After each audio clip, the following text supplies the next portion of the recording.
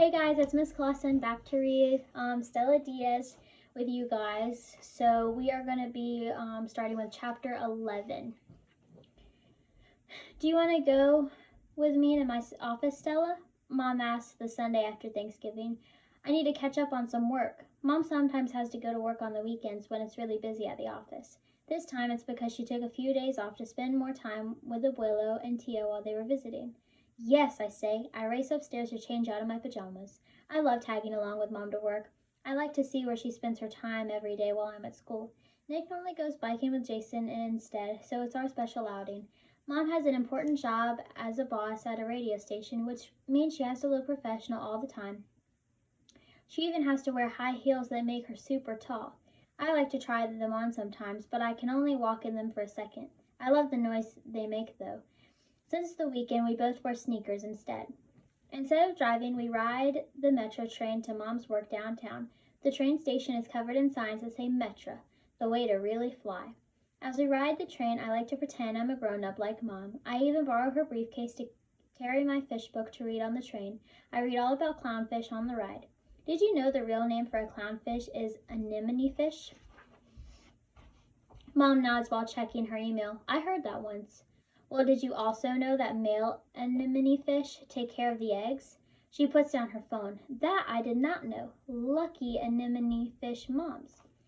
Mom looks out the window for a second. I feel bad that she has to do everything by herself. Dad's not around and he never sends money. The excuse for why he's never helped before was he had no money, but now that he works for Tio Carlos, there isn't really any excuse. Mom flutters her lips and turns back towards me. Okay, my little sea explorer, she says, wrapping her arm around me. Tell me more about fun fish facts. After I tell her more about the anemone fish for the rest of the ride, we get to her office. I'm excited. Going to work makes me feel important and grown up. As we enter the building, we have to wave a badge. What does closed circuit television mean, Mom? I say, pointing to a sign. It means that there are cameras recording who comes in and out of the building. Cool, she laughs. Near the elevator sits a security guard named Carl who wears an official uniform. Working again, Miss Diaz? Just for a little while, Carl. Carl waves at me. I salute him back. After opening a bunch of doors with Mom's badge, we finally get to where she works. From there, we pass the vending machines with food I've never seen before. What's a honey bun, Mom? My face is pressed up to the glass. I'm not sure. Honestly, it's an American thing. I've never had it. Can I try it? I ask, pressing my face closer. Maybe another time. Mom keeps walking and I have to run to catch up with her. Near the vending machines is a whole kitchen with a refrigerator and a bunch of tables. Do you eat here, Mom? Sometimes, many times I have business lunches or I eat in my office. As we continue to walk to her office, we pass all kinds of computer equipment. There are huge photocopy machines with so many buttons I want to push and levers I want to pull, but I don't. Then we walk past the DJ booth where all the people who talk on the radio work. There are even more buttons here, ones that light up too. I recognize the voice of the DJ, but we don't really listen to this radio station too much in the car. Mom likes listening to salsa and classical music instead. That's when I notice a man in the booth. He steps out for a second and says, Buenos dias, señora. Hola, she says. Nacho, ella es mi hija Stella. Mom introduces me to Nacho. I turn rojo and hide behind Mom. He laughs and says, Mucho gusto, Stella. I know that means nice to meet you. So to be polite, I say, sí, igualmente. I think. Then I run ahead of Mom and finally get to her office. I love Mom's office. I usually like to lie on her couch or sit across from her desk, pretending that I'm her assistant. I also like going through all her cabinets and drawers. I don't think she always likes that, but I can't help it. So there they are in her mom's office. Stella seems like she's bothering her a little bit.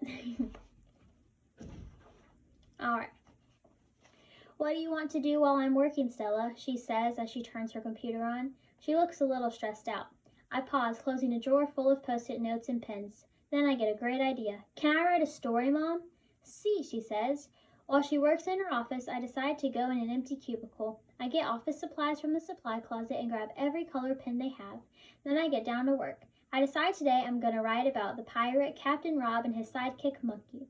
Nick and I like to pretend we're pirates when we're swimming, so I dedicated it to Nick at the beginning. I try to make it as close to a real book as possible. I put in a title page and I even write a biography for myself at the end. When I'm done, my book is 10 pages long with drawings. I tiptoe to Mom's office. She's typing away at her computer while chewing on a pen. Mom? Mandy, Mom says, looking distracted. I finished my story. Wonderful. I'm almost done too. Okay, I say. But it takes her a little bit longer than she says. I get bored waiting, so I explore around the office a bit. I even make myself a cup of hot cocoa in the kitchen. That gives me even more energy, so I quietly run from cubicle to cubicle, peeking in to see everyone's pictures and decorations. Finally, I make my way back to her office. Sorry, Stella, really just a couple more minutes. Then we'll eat lunch, she says, typing away on the computer. While she finishes, I lie on her couch and hang my head over the side. I look at her in her office upside down. She has a few pictures of Nick and me up on the wall. She also has one of my drawings. It's one that I did on our trip to Wisconsin Dells from a couple of years ago.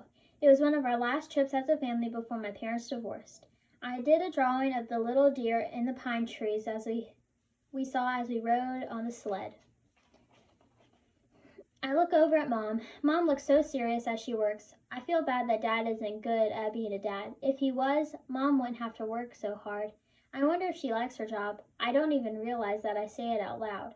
It's a fun job. Sometimes it's too long, she says. And I'd rather be at home with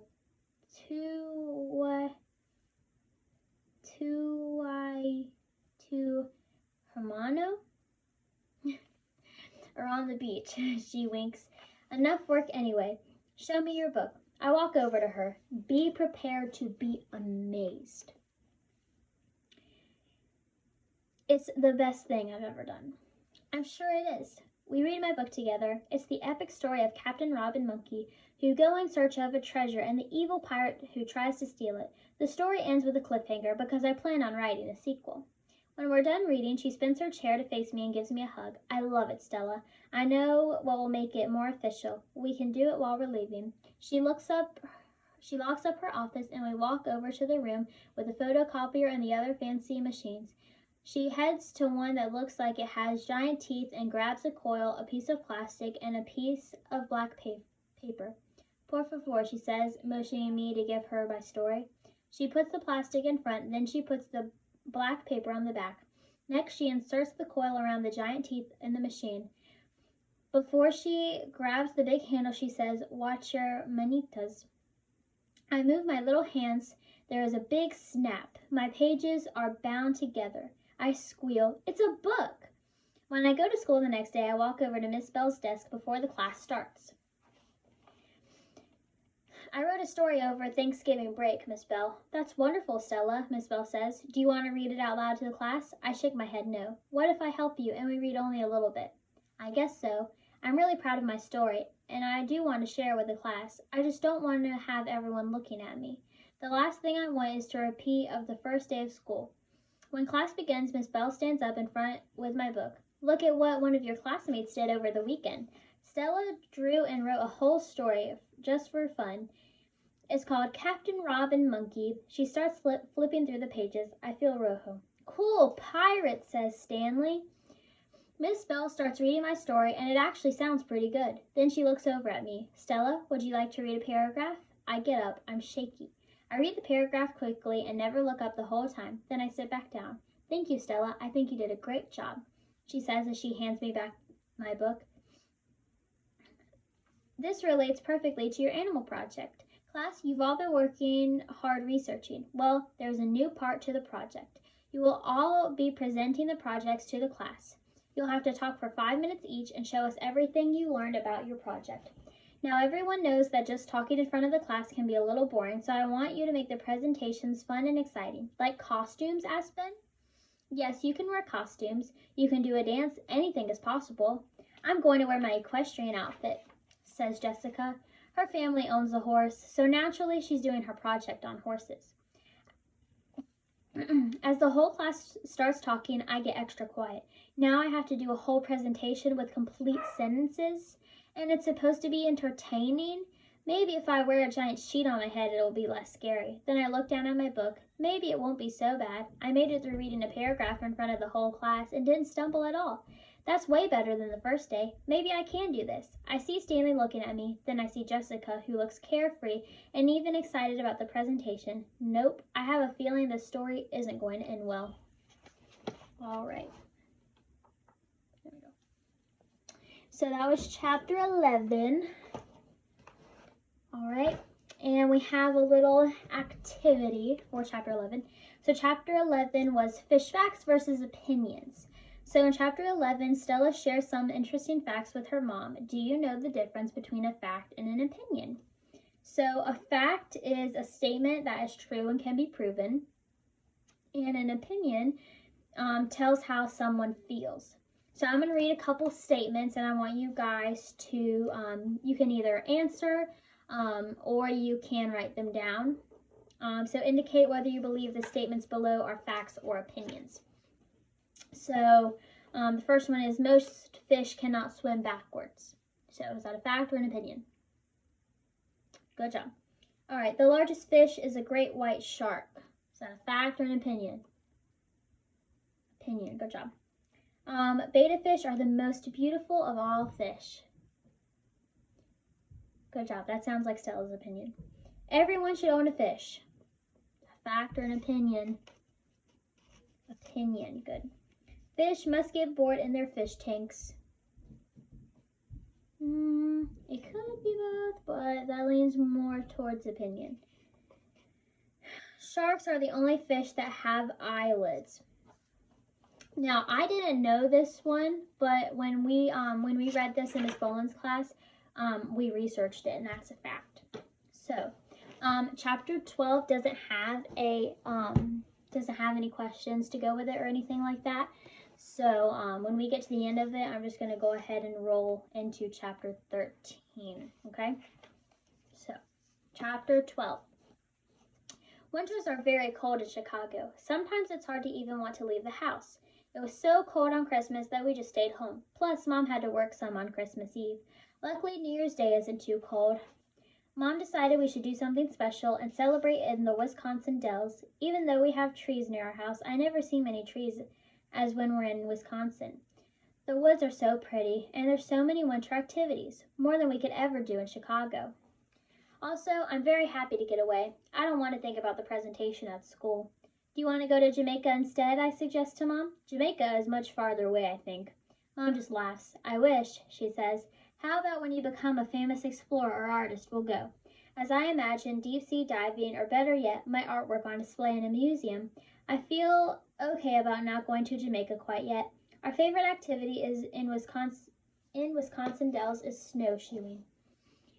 So we go the moment we arrive. First, you have to wear these shoes that look like gigantic tennis rackets. They help you trek across the snow and also make you look sort of funny when you're walking.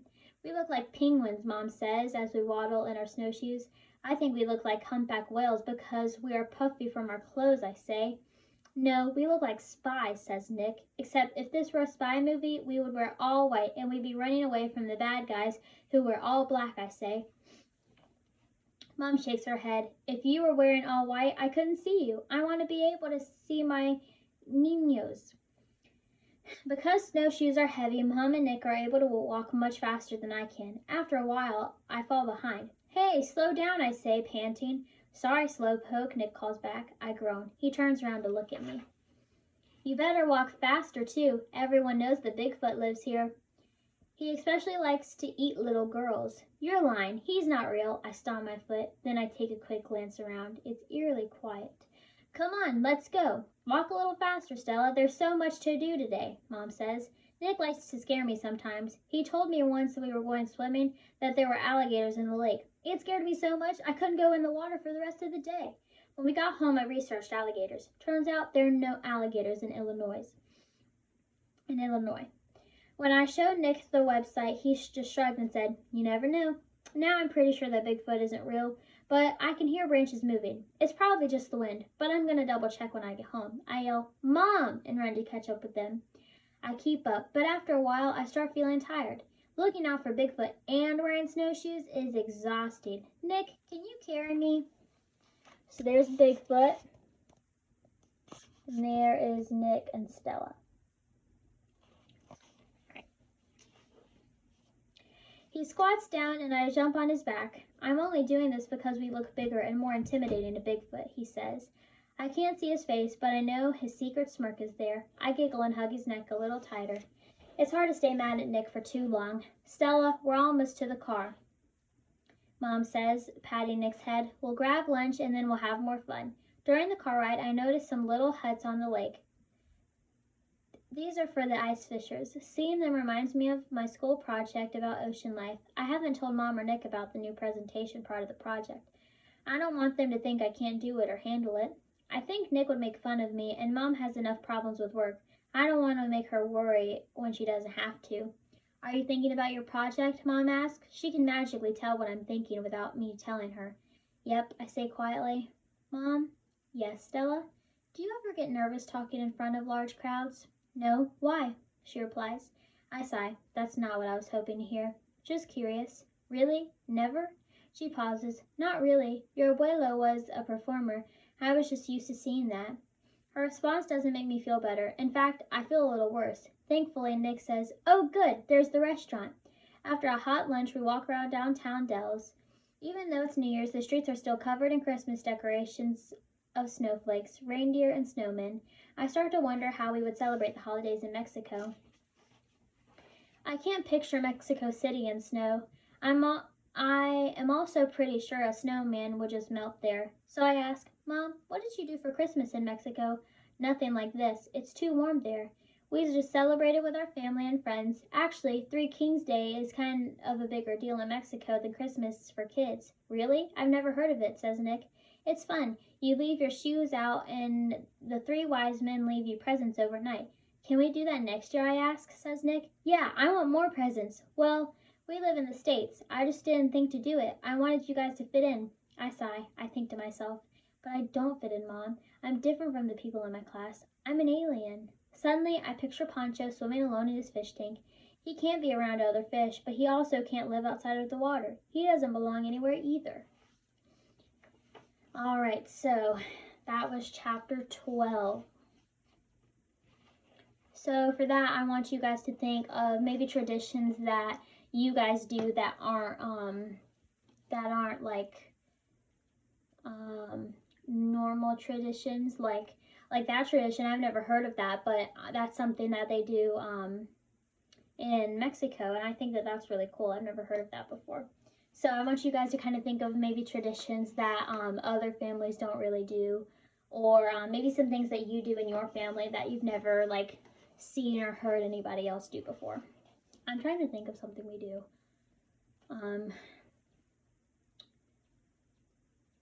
I don't know. I can't really think of anything that we do in my family.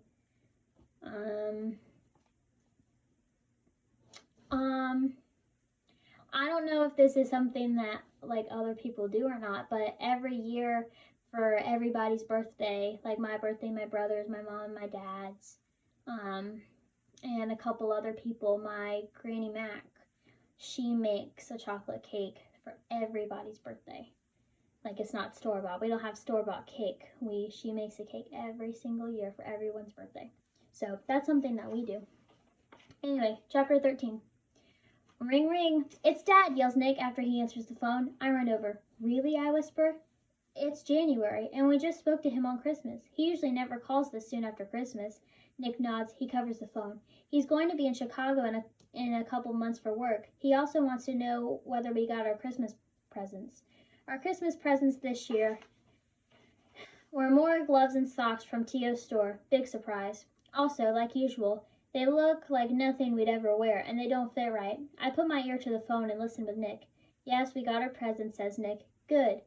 Gotta make sure my niños are warm. Then Dad says, you know I'd do anything for you guys. Nick rolls his eyes. Good thing we're not on video.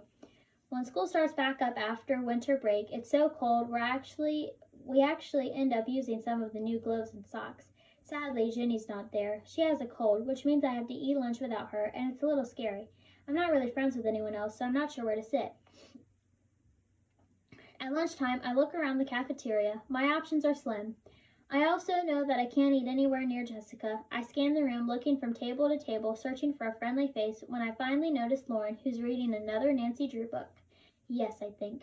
When I walk over there, Lauren makes room for me without my even asking. I nod my head. This will be good, I think. We both like being quiet. To my surprise, though, Lauren is pretty chatty today. She asks, "How's your ocean life project?" "It's good," I say. "My drawings do look good. It's the presentation I'm worried about." I pause and look at Lauren. She looks so excited, like she has a secret she wants to share. So I ask her, "How's your project?" I've been trying to ask more questions, as Jenny suggested. It's working some, especially with Lauren. She leans in. "Well, my project is great. Don't tell anyone, but I'm going to bring in my uncle's parrot for the presentation. Miss Bell said it was okay." She sits up a little taller. "That's really cool." She nods. Lauren looks so proud. I don't mean to, but I frown for a split second. I don't know how Miss Bell could have agreed to this. It's simply not fair. A parrot can talk and sing. That's like presenting with a partner whom you know everyone will like. What am I going to do? I can't bring Poncho. I love him, but he doesn't talk. Most people would get bored just watching him swim. Maybe I can be like the Wizard of Oz and do my whole presentation from behind a curtain. Recess is much harder than lunch without Jenny. It's too cold to be outside, so recess is in the gym. It feels lonelier there because everyone is closer together than we would normally be on the playground. When Jenny is not there on a warm day, I can just hide underneath the slide. I decide to bring my notebook and pen to recess. I am determined to figure out my presentation, so I sit on the bleachers and open the notebook to a blank page. I write "presentation" on top in big letters. I underline it 3 times. I think, then think, and think. Nada, nothing. Frustrated, I close the notebook. As I start looking around the gym, I see Jessica playing jump rope with a few of the girls. It looks like fun, but I feel too shy to ask to play. Plus, I don't want to deal with Jessica. Unfortunately, Jessica noticed that I'm looking. She curls her lips. Stella stares is staring. "Maybe she's just stupid," says Bridget. I bunch my fingers into little fists by my sides when I hear the word stupid. I feel my heart pounding like drums in my chest. I feel hot, rojo with anger. People can say I'm strange or different, but I am not stupid. I stand up without thinking and say in a loud voice, "I'm not stupid." Jessica's eyes get big for a second. She looks surprised, even a little nervous, but that only lasts for a moment. Bridget starts laughing and Jessica joins her. Thankfully, Stanley walks over with Ben and asks them if they want to play tag. "Do you want to play, Stella?" Stanley asks, turning to me. "That's okay, Stanley," I say quietly as I sit back down. If he'd asked if I wanted to play hide and seek, I might have said yes. I'm a really good hider, and today feels like a good hiding day. When I get home, I lie on the rug in the living room. Feeling alone is very tiring. I wish I could just move back to Mexico. Then I realized I wouldn't have been able to defend myself there like I did today. I would have just replied in English to some mean kid who was speaking Spanish. At least Jessica understood me. That's it. As soon as Mom gets home, I'm going to ask her how to exactly say "I'm not stupid" in Spanish. Nick walks over to the computer, sits down, and turns it on. "Rough day at school?" he asks as he starts to play a video game. I sit next to him. So there she is, and she was laying on the rug. All right. Nick. "Yep," he says. He's staring at the screen, so it feels easier to talk to him. "Did you know we're aliens?" He gets quiet. He pauses the game and looks at me. "You know that's not like aliens in outer space. You're not ET. "I know, but it still means we're different." "Okay, yeah, it sounds bad, but it's really not." He opens a new window on the computer and types. Then he points to the screen. It's very official government-looking website. "See, here's the definition. Alien is an individual who is not a U.S. citizen or U.S. national." I bite my lip and nod. Seeing that didn't really help. Nick gets another idea and types something else on the keyboard. A new window pops up. Look, and the word alien is derived from the Latin word alienus, which means stranger or foreign. I look at him. That doesn't make me feel better. "Okay, so we're aliens, but you're not a weirdo. You're my sister." "Mi hermana?" "But then why do the kids at school say I'm weird? Today one of them said that I was stupid, which is not the truth." I cross my arms. Nick's face looks sad. I never really told him before that the kids make fun of me sometimes. "Sis, you're not stupid. You're the coolest, smartest, and nicest 9-year-old I know." "You're just saying that," I say, looking at the ground. "No, I'm not," he says, lifting up my chin. Plus, so-called aliens, he says, putting air quotes around the word aliens, are some of the smartest people. Albert Einstein was an alien. He was from Germany. He's pretty smart and cool, right? I nod.